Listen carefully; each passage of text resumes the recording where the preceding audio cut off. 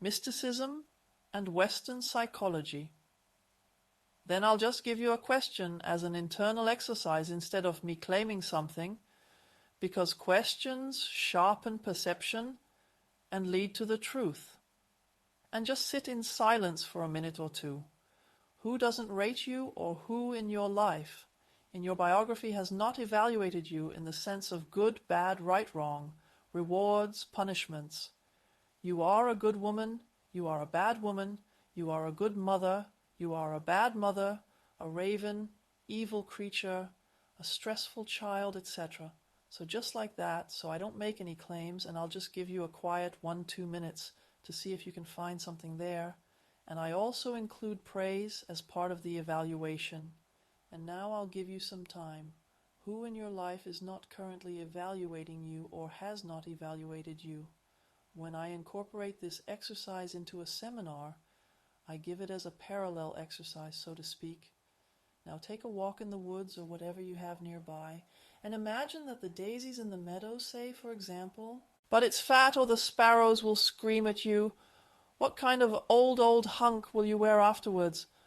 Or that the trees say, I'm running away from him," so that you can just see how perverse evaluations are, and why Jesus says, "Don't judge."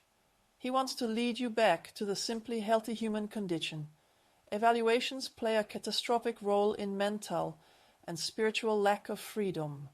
That will be the topic about me, so I will then resort to this exercise, and there is also a book like this, Punished by Rewards.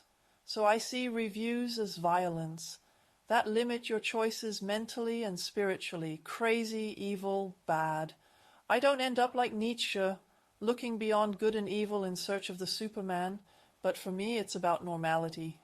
And because the abnormal is considered normal in this culture, yes, you can't do that much for it. That's just something artificial. I'll start with the rough framework. So for an average Western psychology, you're actually just a piece of matter in space and time. And of course they don't see at all what other sources of illness there are, but what is much worse, what sources of recovery and healing there are. I'll just use what's most common, because I don't believe that Sigmund Freud meant evil either, but he simply summarizes the people of his time in his psychoanalysis. And things haven't improved significantly in the present. So you are supposedly a conflict being, in a constant conflict.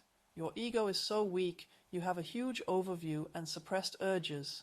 Of course you claim libido, and later you also say destruido, i.e. aggression.